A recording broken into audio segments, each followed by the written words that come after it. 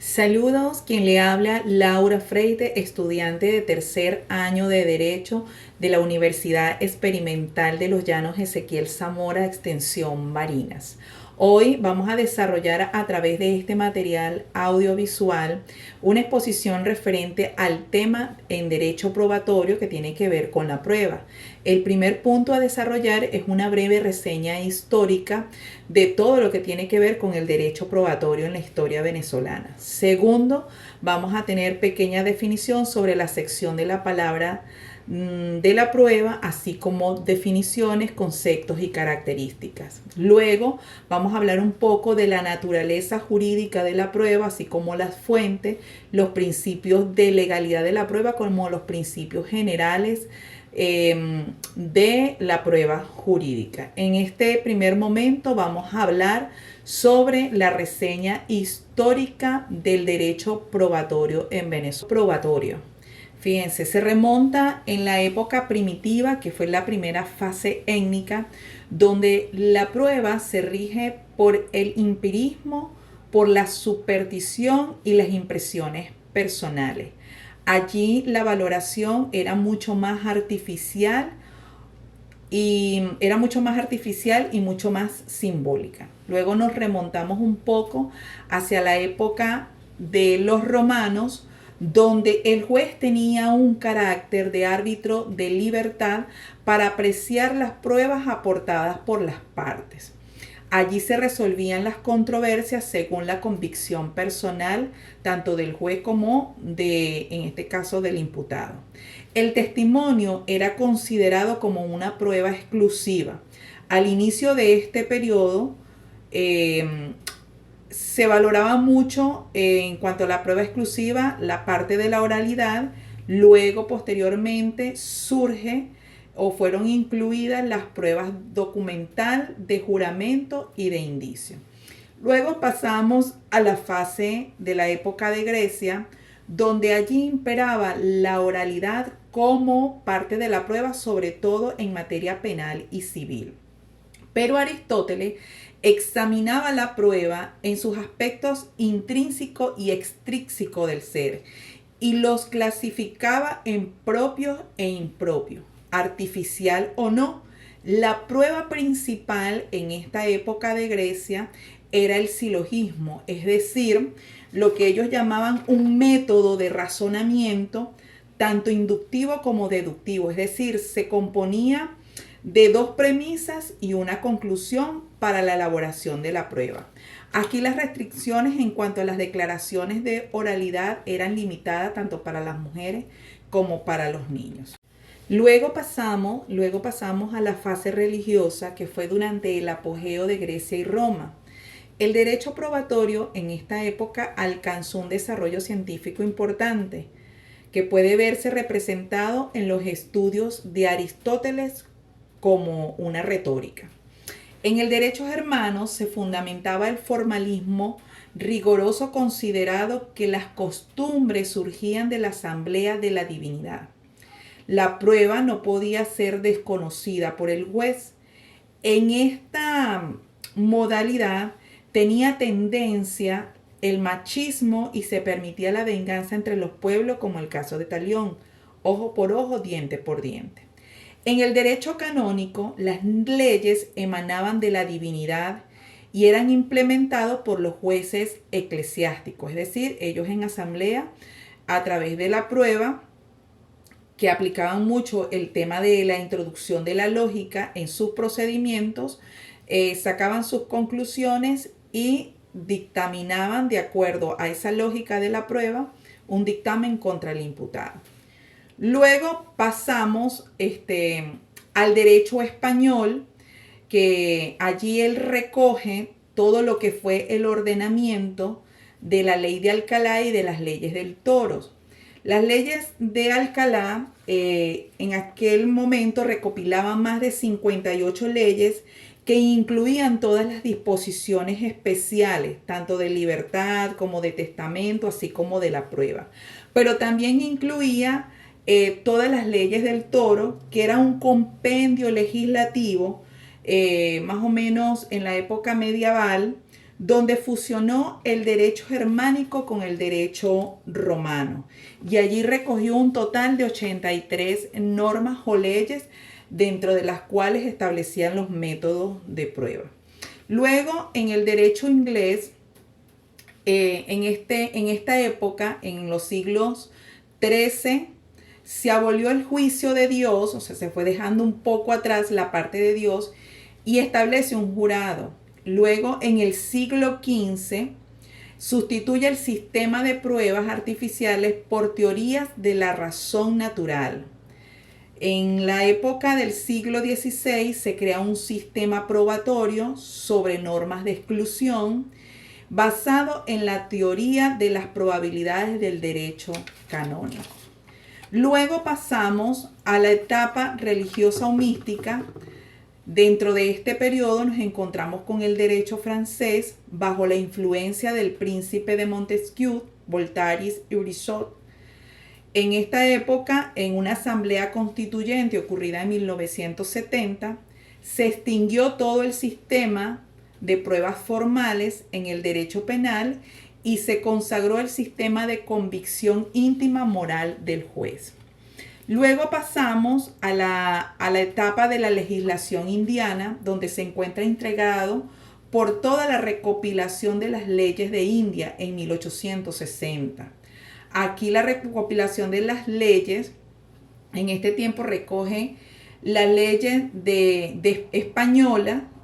El 18 de mayo, la corona española había expandido para el nuevo reino de India y había hecho una recopilación de las leyes. Luego, en el derecho de la independencia, ninguna de las legislaciones que fueron promulgadas entre 1810 y 1886 abolieron la legislación española, por lo que la Constitución de 1821 formaliza, expresa en esa Carta Magna todas las normas establecidas, incluyendo su sistema probatorio, en la Constitución vigente de ese año. Es decir, es la aplicación vigente de la ley.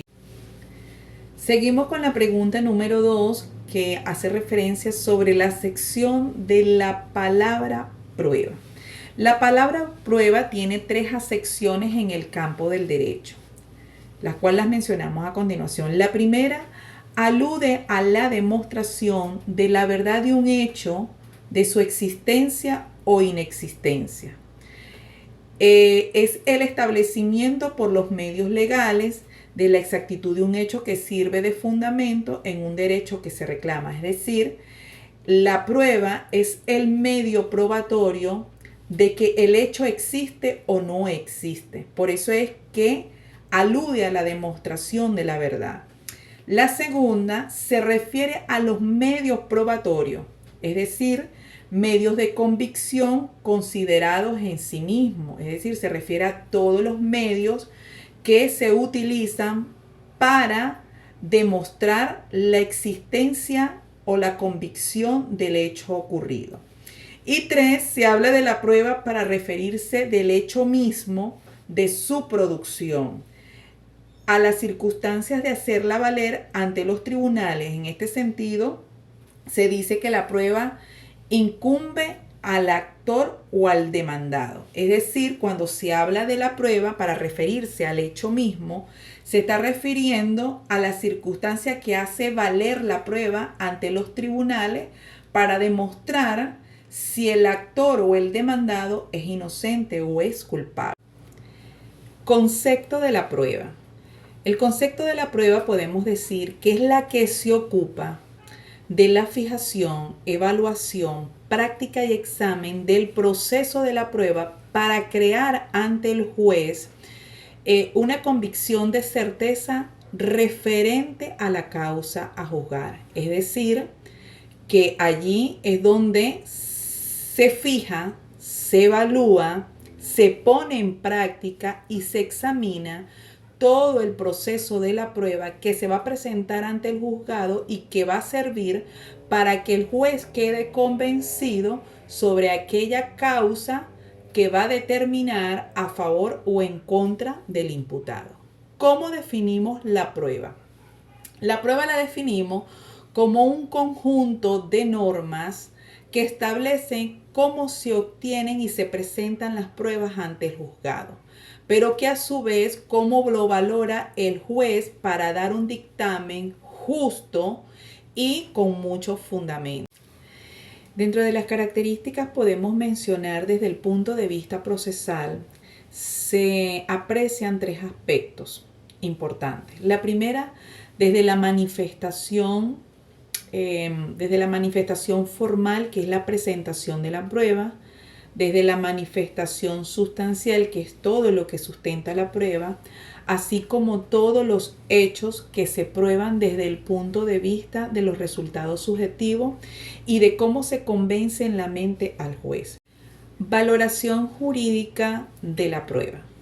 Es la parte del derecho que tiene por objeto estudiar. 4. Naturaleza jurídica de la prueba. Es la parte del derecho que tiene por objeto el estudio de las formas de verificación de los hechos, tanto en lo procesal, en los principios y en las reglas de valoración social y judicial. Fuentes de la prueba. Esta se refiere a los medios o elementos a través de los cuales se demuestra la veracidad o la falsedad de los hechos o circunstancias en el proceso legal. Estas fuentes de prueba se utilizan para establecer los hechos relevantes en un caso y son fundamentales para la toma de decisiones a nivel judicial. De acuerdo a la legislación venezolana, nosotros pudiéramos mencionar como fuentes de la prueba el testimonial, el documental, el material, la inspección judicial y el pericial. El testimonial se refiere a los testigos presenciales o especiales que estuvieron presentes en el hecho y que pueden servir como testigos, como parte del proceso legal. El documental se refiere a todos los documentos escritos, llámese informes, facturas, documentos que puedan servir para sustentar el hecho. El material se refiere a cualquier tipo de armas que se puedan o elementos como el caso de las huellas dactilares, armas blancas, entre otros que puedan servir como complemento para evidencia probatoria. En cuanto a la inspección judicial, el juez o el fiscal puede realizar ante el lugar de los hechos una inspección, una verificación ocular para poder recabar las pruebas. Y así en el caso de la fuente de prueba pericial, que es la búsqueda de un perito experto en la materia que pueda servir para alegar, de acuerdo a su experiencia y a su especialidad, dar los aportes concernientes al hecho que puede servir como decisión. Bueno, finalmente vamos a hablar de los principios generales de la prueba judicial. Aquí en esta oportunidad permítanme hacer un bosquejo o leer, por lo menos ir explicando cada uno de ellos, porque de acuerdo a las normas y a las leyes de nuestro país, de nuestra legislación venezolana, pudiéramos mencionar muchos principios que están fundamentados en las normas. Dentro de la primera tenemos los principios probatorios, que es la que dinamiza la actividad desarrollada para la conformación de la prueba. Tenemos la igualdad e oportunidad de la prueba, de acuerdo a lo que establece el artículo 12 del Código Orgánico Procesal Civil y lo que menciona el 49.1 de la Constitución de la República Bolivariana de Venezuela, que ya lo mencionaba antes, que todo ciudadano tiene derecho a ser notificado, a presentar todas las pruebas, las evidencias que sean necesarias para su debido proceso a la defensa. Oralidad de la evacuación de la prueba. Esta se refiere a que debe ser incorporada de manera oral mediante el interrogatorio y contrainterrogatorio de los medios de prueba de interés público de la prueba, el cual tiene como finalidad llevar la certeza a la mente del juez para que pueda fallar conforme a la justicia. Inmediación y apreciación de la prueba. La inmediación es el contacto directo del juez y las partes y con los medios de prueba, por supuesto, apelando a que el juez tenga la certeza de que el medio de prueba es convincente. Luego tenemos la concentración de la prueba, que establece la necesidad de unificar un sentido práctico de la incorporación de los diversos elementos que se presentan durante la prueba. Contradicción de la prueba establece la posibilidad que tienen las partes de oponerse y que reciban probanzas ilegales. Es decir, una de las más importantes es las contradicciones de la prueba, porque esto permite de que la otra parte conozca todas las pruebas presentadas por la otra contraparte y que pueda contravenir cualquier situación pertinente a la prueba. Apreciación de la prueba. Es el juez quien tiene la libertad de apreciar el valor o grado de eficacia de esa prueba, de manera que pueda ser introducida o producida. Legalidad de la prueba. La legalidad de las pruebas que se encuentran recogidas en el artículo 181 del Código Orgánico Procesal Civil. Es decir, citando el Código Procesal Civil en su artículo 181 en referencia a la legalidad de la prueba, bueno, allí establece que los elementos de convicción solo tendrán valor si ha sido obtenido por medios lícitos e incorporados al proceso conforme a las disposiciones del Código. Asimismo, mencionamos de que la prueba debe ser libre, ya que en el proceso es admisible todo tipo de prueba y ello implica que todo hecho relacionado con el juzgamiento puede ser objeto de la prueba. Luego mencionamos la eficacia y la pertinencia jurídica de la prueba. Si la prueba es necesaria para el proceso, debe tener una eficacia jurídica para llevarla ante el juez y poder convencer con certeza de que la prueba, en este caso, es veraz, es lícita y está pegada al derecho. Comunidad de la prueba. Toda evidencia recabada durante la investigación preliminar o fase preparatoria es acervo común de las partes, de acuerdo a lo que establece el artículo 13 y 262 del Código Orgánico Procesal Penal, que lo vamos a citar en este momento. En relación al artículo número 13, citamos taxativamente: el proceso debe establecer la verdad de los hechos por las vías jurídicas y la justicia en la aplicación del derecho. Y a esta finalidad deberá atenerse el juez y jueza a adoptar su decisión. Es decir, que en el proceso se debe establecer la prueba con la verdad de los hechos para que el juez pueda adoptar una decisión final. Pero en el artículo 262 del mismo Código Procesal Penal dice: esta fase tendrá por objeto la preparación del juicio oral mediante la investigación de la verdad y la recolección de todos los elementos de convicción que permitan fundar la acusación de él o la fiscal y la defensa del imputado o imputada. Es decir, que mediante la verdad y la recolección de todos los elementos probatorios, estos serán elementos de convicción que permita al juez determinar con asertividad cualquier decisión en el proceso legal. Entre otros principios podemos mencionar, por ejemplo, la obtención coactiva de la prueba, que es la ley le otorga al juez la capacidad suficiente para recoger de manera coactiva cualquier elemento probatorio durante el proceso legal. También podemos mencionar la originalidad de la prueba, la disponibilidad de la prueba, que debe ser, por supuesto, pública y tener acceso a todas las partes, así como la preclusividad de la prueba, lealtad, probidad y veracidad de la prueba.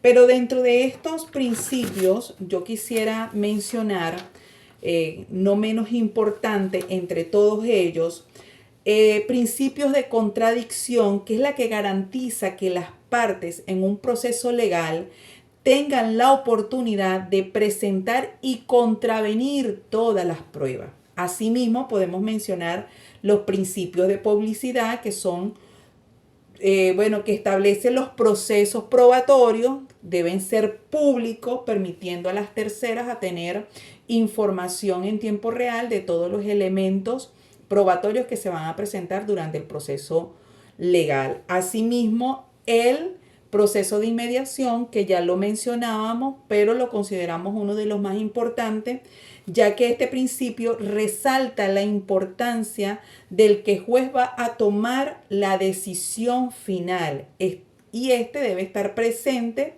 en todos los elementos de la prueba, o sea, de la presentación de la prueba. Asimismo, queremos mencionar que con respecto a las limitaciones de los principios de libertad de prueba, podemos mencionar 3 que también consideramos que son importantes, que es la ilicitud de la obtención de la prueba, que ya la mencionamos anteriormente en el artículo 12, donde menciona que las pruebas deben de ser obtenidas de manera lícita, sin violentar los derechos fundamentales de las partes. Asimismo, el privilegios legales, es decir, debe tener relaciones legales, debe tener el derecho a la confiabilidad entre las partes, o sea, decir, en caso de que los privilegios legales entre el abogado y el cliente rompan los esquemas, se rompan los secretos de profesionalidad, automáticamente esto puede dar lugar a la exclusión de la prueba. Y por último, es de interés público, ya que puede existir limitaciones de la presentación de ciertas pruebas. Es decir, hay ciertas pruebas que van a tener limitaciones en algunos casos, dependiendo del proceso legal a que se esté sometiendo. Esto es todo lo que podemos hablar en relación al tema antes puesto. Pudimos hacer un recorrido desde el momento histórico contemporáneo de lo que son, de la reseña histórica de lo que tiene que ver el derecho probatorio, los conceptos, las definiciones, las fuentes, además de los principios generales, que son bastantes, que deben, por supuesto, estudiarse minuciosamente para el momento de establecer pruebas en cualquier proceso legal. Sin duda alguna deben estar apegados a la ley, a la Constitución, de manera lícita y respetando los derechos fundamentales entre las partes. Muchas gracias.